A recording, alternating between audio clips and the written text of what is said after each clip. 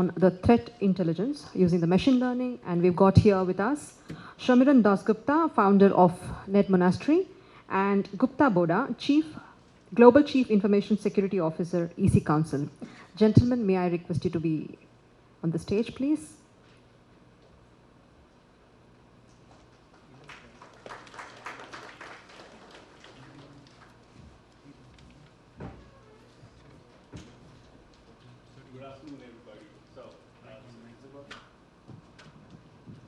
Good afternoon. My name is Shamiran. Here we have Mr. Boda over here. I'm going to, take the side seat and, That's a direct attack. yeah, save myself from a punch. Yeah, sure. Shamiran.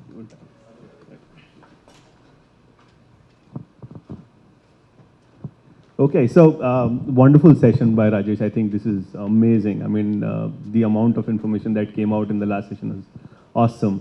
So let's try and keep up the tempo and make sure that, you don't feel sleepy. All right, so my name is Shamiran. I run this company called Net Monastery. I've been in cybersecurity for the last 20 years. At Net Monastery, we basically do everything to detect attacks in real time. So detection is our core. Everything that goes with detecting attacks, right? Like threat intelligence is one story, analytics, big data is another story, correlation is the other story. So all that you need to do, be able to detect attackers in real time is something that we do.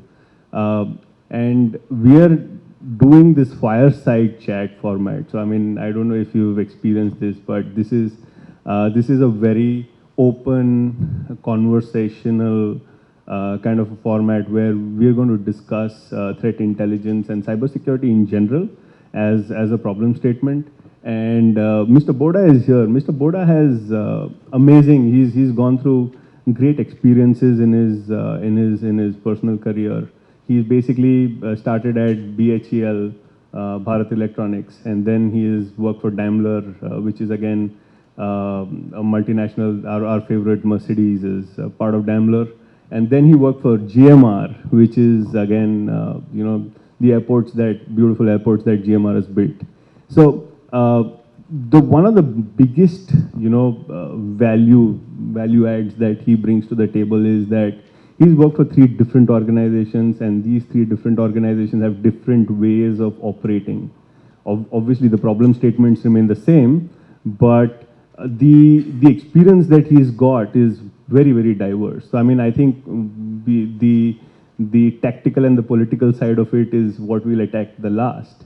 But we'll start off with a quick introduction. So I mean, I've given you your introduction. You give yourself an introduction as well.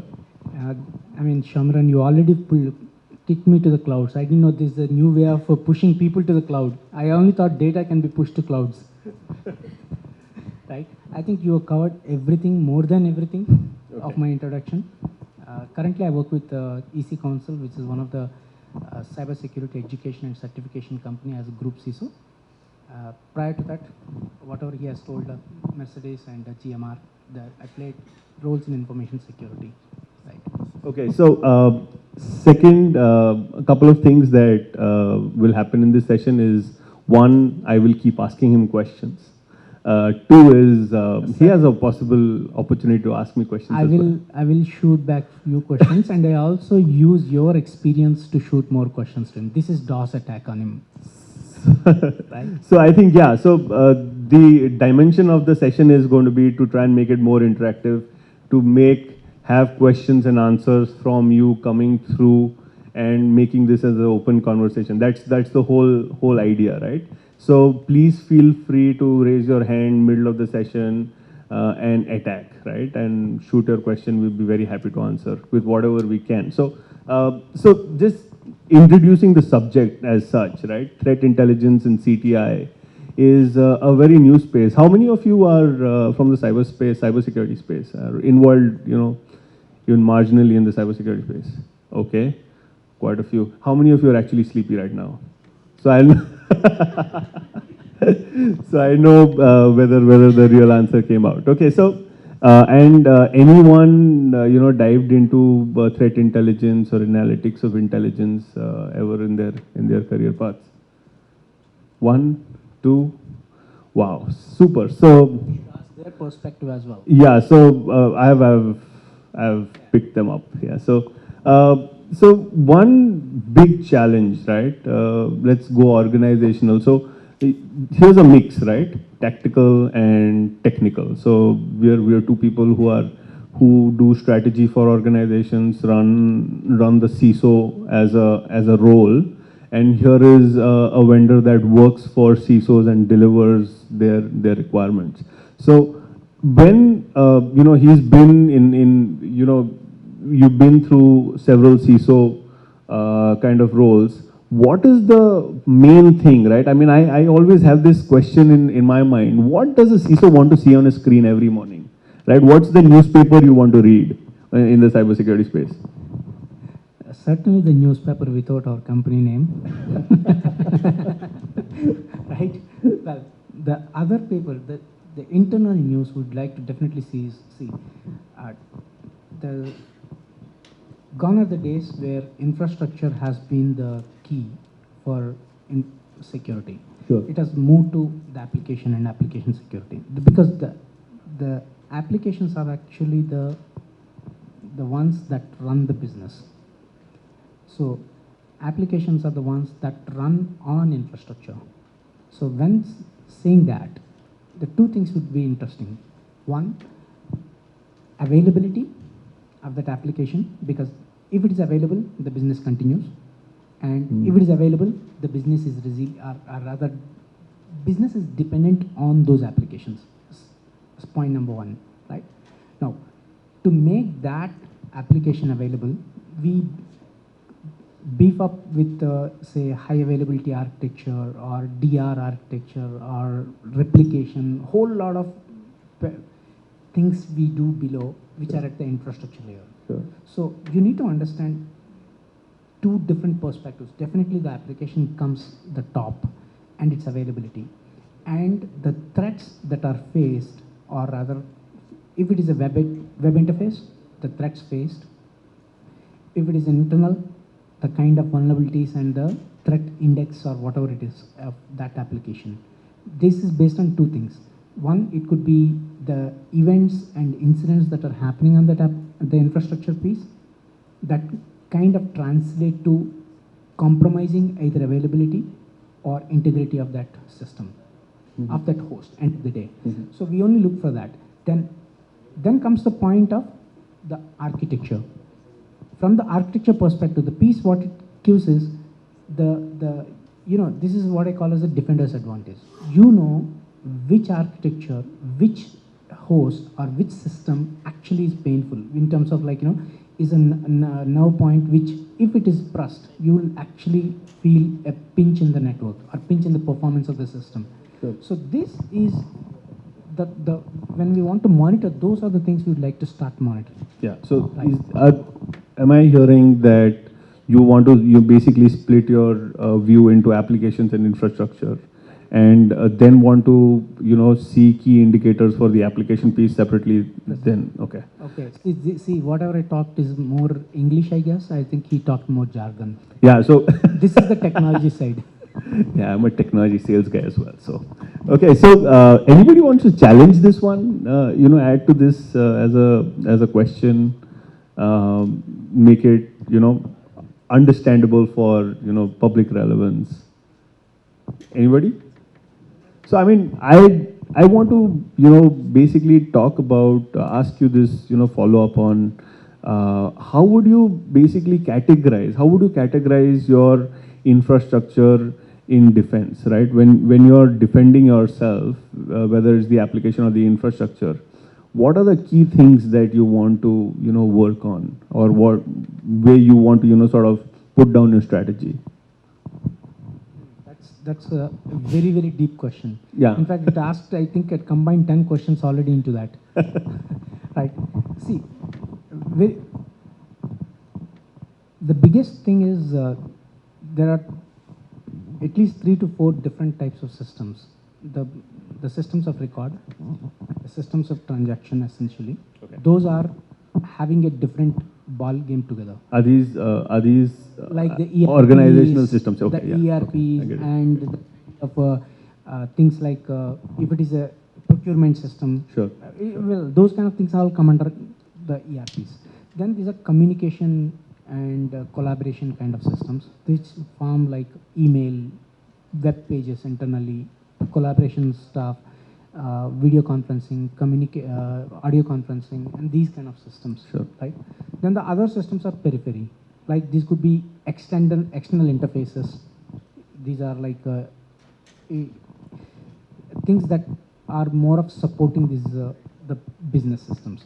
Then there are other stuff like the security systems, or rather these are the ones which are added to kind of create a safe and secure environment. Sure. It could be as simple as monitoring systems, the IT or management systems, in other words, management and security systems. These are three different big buckets we see, Sure. right?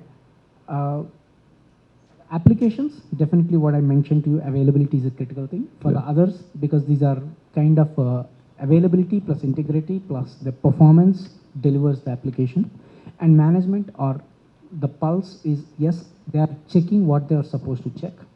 And for the security systems, they are doing what they are supposed to do. For example, if it is a firewall, if it has to allow only what is to be allowed and not allow or disallow anything that is not supposed to happen, is it happening or not? That is where the correlation happens. Sure. We bring the logs and start looking at the logs.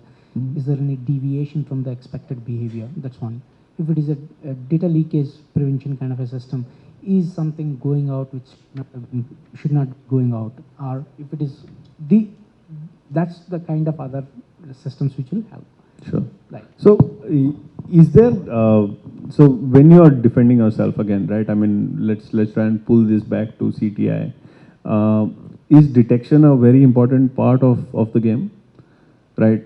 For part one of that question. Part two of that question is, if like you've laid down the foray, right, in terms of applications, in terms of infrastructure, in terms of communication systems, in terms of ERP, a lot of these applications are very custom to an organization, right? How does, so, you know, any kind of defense, you'll need the PPT, right? People, process, and tech, right? The process and the tech is quite replicatable, but people, how will you make your people, your vendors aware of such a custom environment? How do you solve that problem? Anybody, you know, everybody with me? I mean, do you feel that we work with several vendors and we've got so many custom applications, and we have this feeling that most of these vendors have no clue about how these applications actually run? And how will we, you know, entrust somebody who does not know the inner workings of an application with the detecting attacks on that particular infrastructure?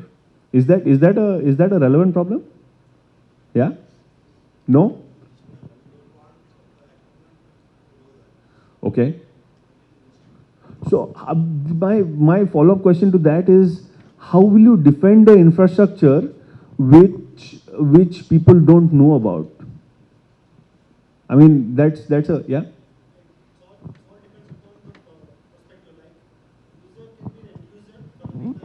Sure, sure. Sure. No, I'm talking about people who are detecting attacks on your application. Yeah, so now I've hired a SOC vendor, right? That SOC vendor is monitoring 60 of my applications. He does not know anything about even one of those. Do you feel uncomfortable that way? Is that a problem that we are facing? So how do you fix this one? this is a Yeah, this this is a good lead. This is a real challenge. Essentially, yes. For example, no, the dilemma is essentially we don't want to use as much as info, or rather minimal disclosure to vendor and maximum intelligence inside. This is the typical way we tend to engage a SOC or MSSP in this kind of scenario. At least we, over a period of last 7 years, I worked with at least 7 to 8 SOC vendors because of changes, because of upgrades, because of various things, had to work with them. What we found is no matter whatever service you take, they will tend to create the tickets, or rather the visibility, based on the rules what we provide. And the trick is actually in the setting of the rules and the contextualizing the incident. See, a particular host with SMB1 open, if it is facing an internet, is a category 1, versus the context is if it is within the secluded network with a restricted access, can be treated as a category 3. Now, this context, nobody would know. The IT architect or the architecture team, the IT infrastructure management team, and probably the kind of IT incident management team are the ones who can contextualize this. So we kind of insulated these incidents. Well, vendor may say, for example, there is three attempts unsuccessful, and then the fourth attempt is successful. Okay, on a machine which is typically, okay, we have classified certain machines as end user machines as a VIP group and normal user. If this happened on a normal user, I treat it as a L4 ticket, not a problem. I don't care, 48 hours, it's fine. It's resolved basically to call the end user and say, have you really done, have you forgot the password, or what has happened, right? That's all. If it is a VIP user, the phone call has to go within 5 minutes. And if it is not reachable, reach his secretary, reach his executive assistant, reach someone in his department.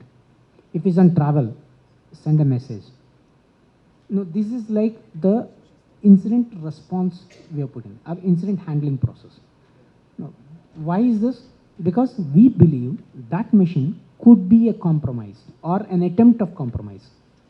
That's all. This is Correct. Basically the context. Correct. See, the threat, I mean, both are threats only, right? 3 unsuccessful logins and 4th is a successful login. There is something fishy in it. It's an indicator of compromise. Clear. Now, that indicator of compromise is a threat, because if that asset is now appeared compromised, unless until we clarify that asset is not compromised, it is a threat for us in the system. Okay. The moment it is out, we have clarified, that threat goes to 0, nullified. If it has really happened, no, I have not used it, my machine is at home, somebody else, okay, please can you clarify? This is the next part. The question is essentially contextualizing the incident of whatever correlation, whatever incident raised by the MSSP, we need to contextualize. That's where we need not just the technology. You need an inside-outside team. Yeah. Which has that experience, the business context, And the security context of the and the service security provider. context. So this has become a little challenging. This is a tough area to fill. That is where experience is needed. So when one of the common thing is at SOC lead has to be at least 10 years experience. Where does this 10 years experience come from? SOC was not existing 10 years ago. Like, there was a joke few days ago, immediately after WannaCry,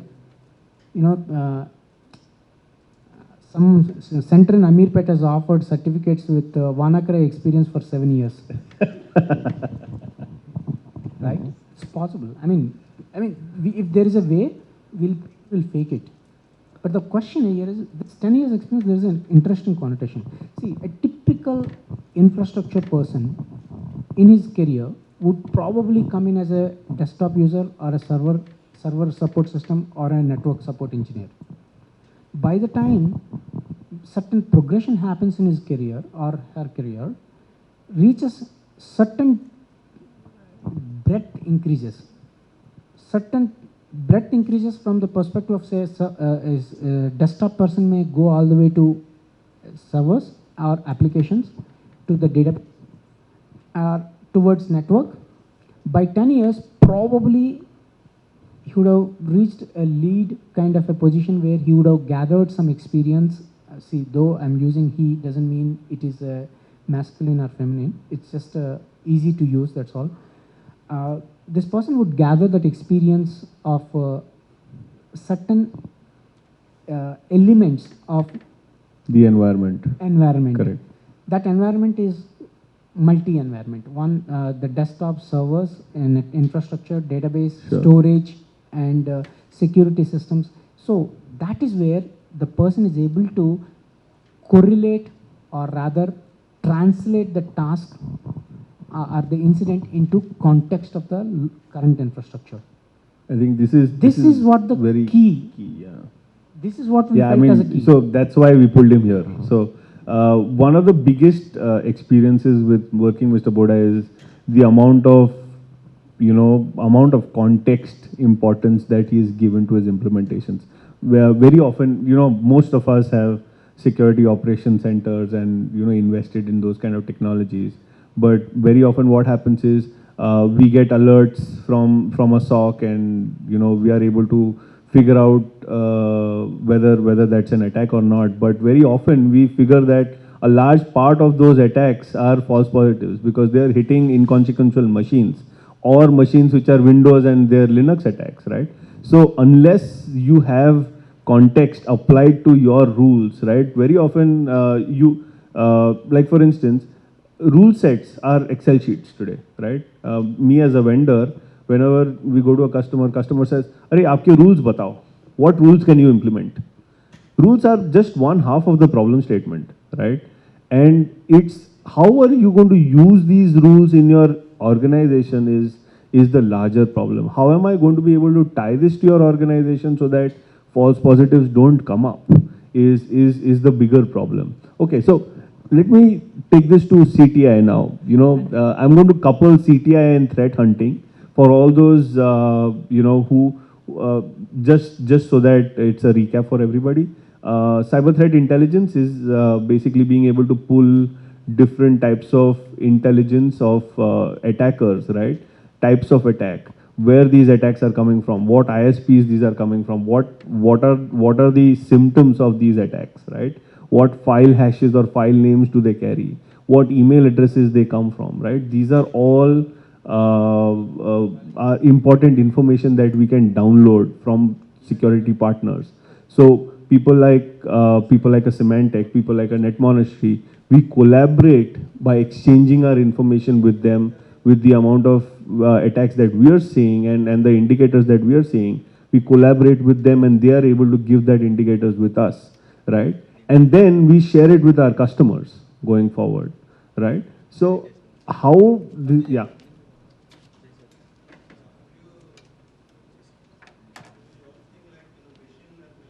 Sure. That's where Yes, we need to come in now. that's the most interesting part of this conversation. So once you have this intelligence, you are able to make better decisions based on those intelligence items, right? So that's CTI. The second part of CTI is threat hunting, where today there is a new trend that's come up where you had a security operations center which is doing dime a dozen detections per day, whereas you have a threat hunting team which is a group of specialists who come to your office once a week, right? Run through the whole last week's data over analytics and then figure out what were the actual compromises that didn't get detected by your security operations center. So it's a parallel flyby system which is being used to identify stuff that got missed by the SOC. Now, these guys are using threat intelligence heavily, and their knowledge of what's happening in the outside world. Usually in the SOC process, what happens is once those rules are written, it's writing on stone, right? Those things never get changed. With the SOC story, you are basically with the hunting story, you are basically trying to migrate those things and bring those stuff that the items that are not present in the rules to be hunted upon and to try and see if those kind of compromises actually existed, right? So now with this in context, how does the dynamics of detecting attacks in organizations change? So this has happened very recently. So that's why, I mean, I'd like you to explain to the Sure, audience. you ask yeah. yourself a question now. See, on one hand, you've seen this the amount of data which is coming in is enormous. It's not humanly possible to comprehend that kind of data, no matter what context, what experience the person brings in, right? It's not, that is where exactly I expect tech to support, Okay. the tech system to support, right? Can this human intelligence task be supported or augmented through some sort of machine learning or tools or artificial intelligence to classify or to predict Okay. the dig out the pattern? This is where Yes. this is where we kind of push the ball to the vendor's court and say, okay, if I was expert, why would I be buying service from you? Yeah, I think so. Yes.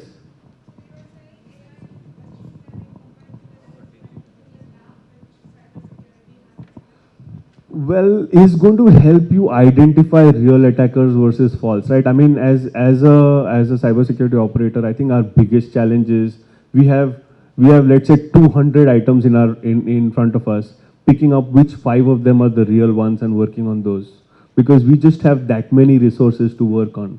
Now, how do you reduce from 200 to 5, right?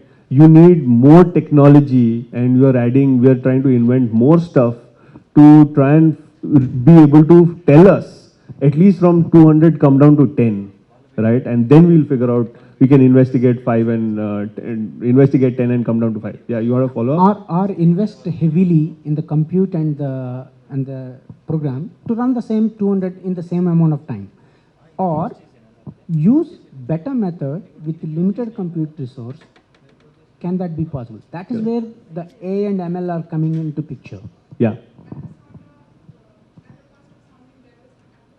Yeah, sure. Sure. Oh, that's not true. Okay. Uh,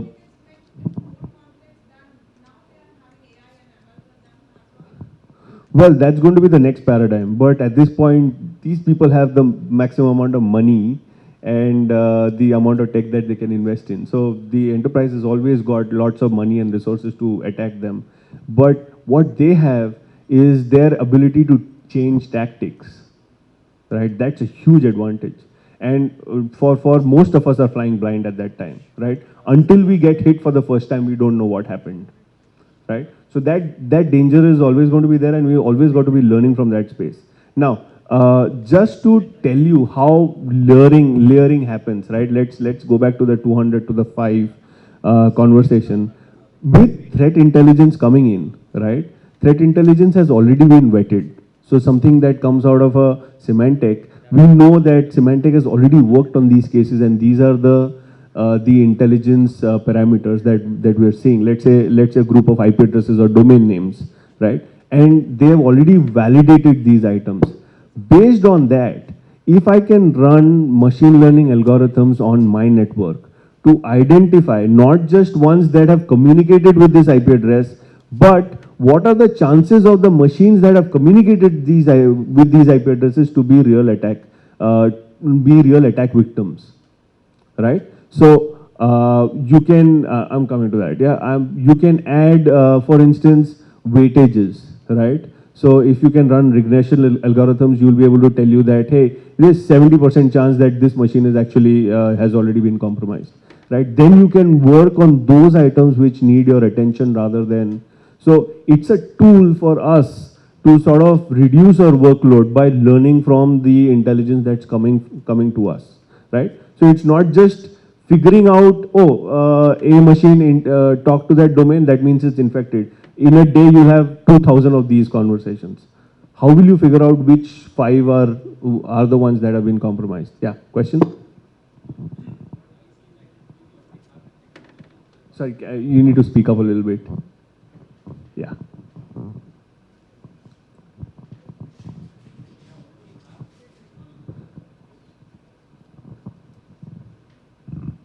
Hello?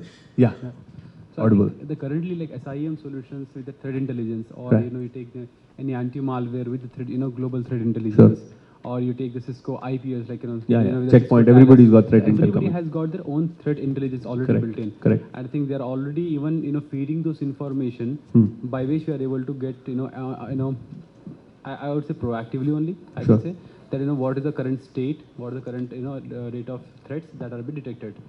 So how is this going to change with the machine language? Okay, Machine Mr. learning. Boda is going to tell you one very critical thing. If you go back and if you have one of these feeds coming to you, right, just take the last 1 day's data, right, and figure out how many detects have happened via threat intelligence feeds in the last 1 day. That number will be close to 6,000, 7,000 hits if you're a nearly valuable environment, right? So 6, 7,000 is something that I can't even start working on, right? What more can I do with that 6, 7,000 hits? And how can I narrow it down to the 10 or the 5 is the big problem statement I have. That's where machine learning is coming in. So there are two types of classifiers which are usually used. I can talk about those. But regression is largely used because even with data that's coming in live, it's not labeled. So I am not able to tell whether a item was good or bad since that information is not already available to me. So therefore you go regression to give me a rough estimate of based on which, so this IP, based on where this IP is coming from, which domain it's coming from, is it part of a Tor network, so these are all features that we use to identify and give ourselves a good probability to figure out whether this is a good enough case to work on or spend time on or not. The features what he's talking about is actually the kind of the metadata that is attributed to that a record. For example, a feature what is talked about is essentially a packet, a payload is one type, right? Versus an IP address is another feature of the same data, right? Now, if the same data tuple we are using and there is a connection or an established connection has been reached and we have that established and this payload has traversed to that machine, that means potentially is compromised, right? But then we don't have at this point in time the conformance or the confidence that this payload is the bad payload. All we know is the source it has come is a bad boy. It's probably a bad boy, right? Probably. Or somebody in the world has recorded this guy as a bad boy. Right. This is number one. And that's where he's saying source 1 has given feature 1 an attribute. Now I have same attribute coming probably from source 2, then my confidence level has increased. But where is that confidence level increased? Now humanly or machine wise? Now if I see these two IP addresses in the same list and take a print and start comparing, oh my god, I see this IP address. Oh my god, I see this IP address also here. Triangulation is going to take now forever. This human intelligence is practically not the answer for this kind of a problem. That is where this data, when it is churned using machine learning algorithms, they'll be able to pick up the patterns right and identify the features that deterministically say that this is a vector that needs to be looked further. Now that's what only it says. Now that looked further is contextualized back to the human intelligence team. Now they'll go and check that machine, whether it is really compromised or not, or any different behavior. Still AV has not detected it. Right? Now that is where the challenge comes. That is where the machine learning is coming in. The behavioral analytics are coming in. But it's not easy problem also to solve.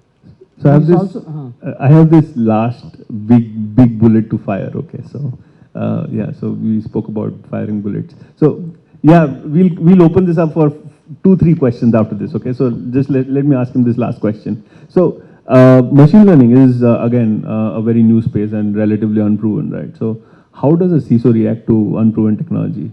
Because a lot of machine learning models that we're being sold sound like snake oil. How do you react to something like this? how will you sort of evaluate, the efficacy of a technology like this? It goes back to the associative property of trust. Okay, A trusts B, B trusts C, so hence A trusts C, right? Now, let me give you an example. Now, I have an anti-malware system bought, right? And I got a payload, a potential payload, which says, my existing system says no, nothing. Then I was doing a POC of this new machine learning system, right? That says there is, oh God, take a look at it, it's a malware. Now, who do I trust? The one which I selected and I chose and I buy and I implemented, or the one I have not yet bought, I have not yet chosen, I have not yet tried, I have not yet tested it? Where is my confidence level? Okay. Exactly, right. Then I'll take this, sorry? It's a benefit of doubt, right? So this is what exactly the transitive nature, this is exactly what I'm talking about, the transitive nature of the associative nature of the trust, right? Now I'll take this, put it in VirusTotal. It will tell clean. Now who do I trust now? I've got 2 no and 1 yes. Now this is where the confidence levels are to be put in. That model is person to person, CISO to CISO, context to context. You cannot generalize this. Okay, questions? Yeah.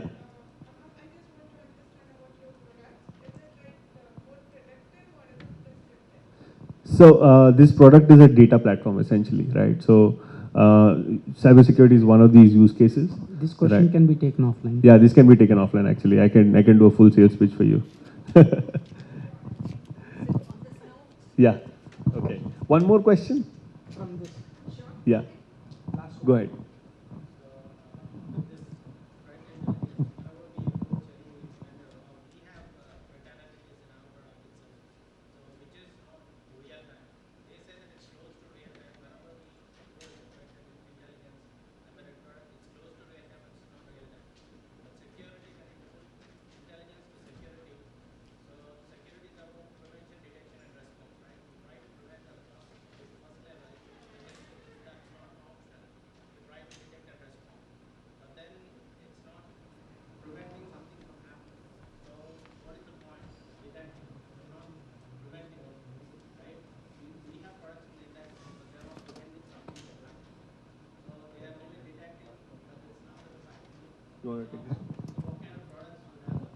See, okay, see, at this point, there are a couple of things happening. Okay, most of the tools, most of the machine learning based tools which are coming in are kind of detecting and they're assisting your detection process, number one.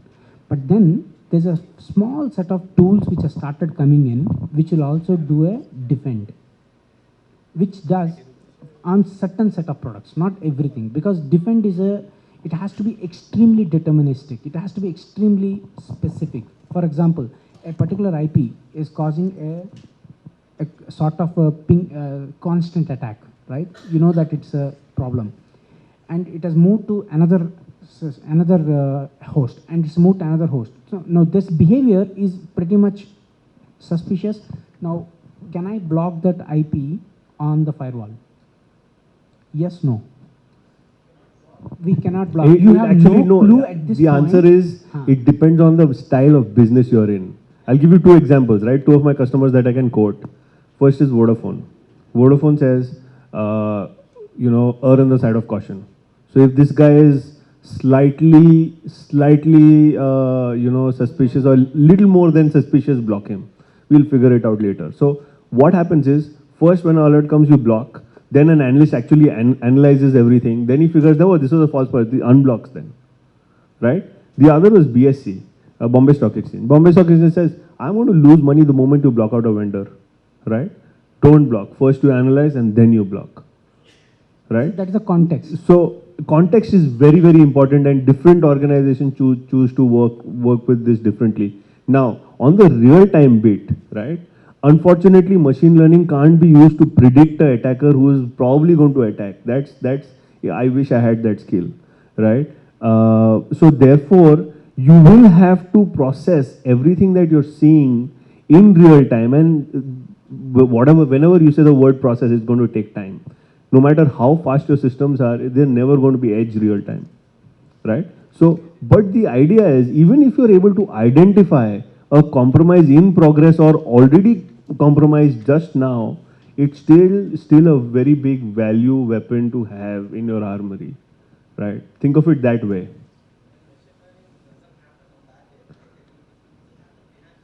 No, machine learning decisions once you have learned, right? And if you are predicting is a matter of seconds, right? Less than seconds, milliseconds, right?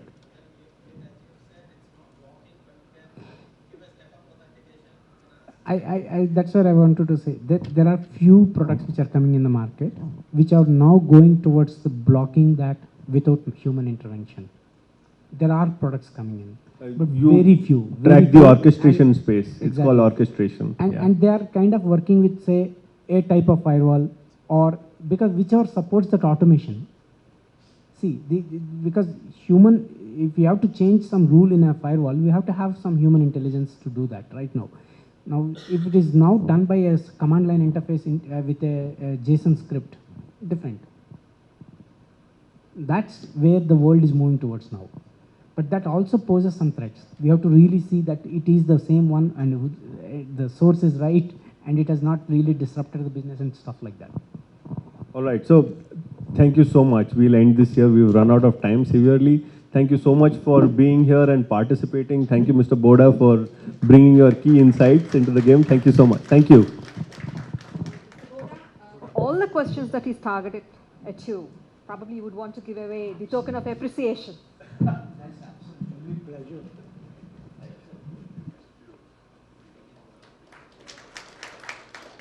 Thank you, gentlemen.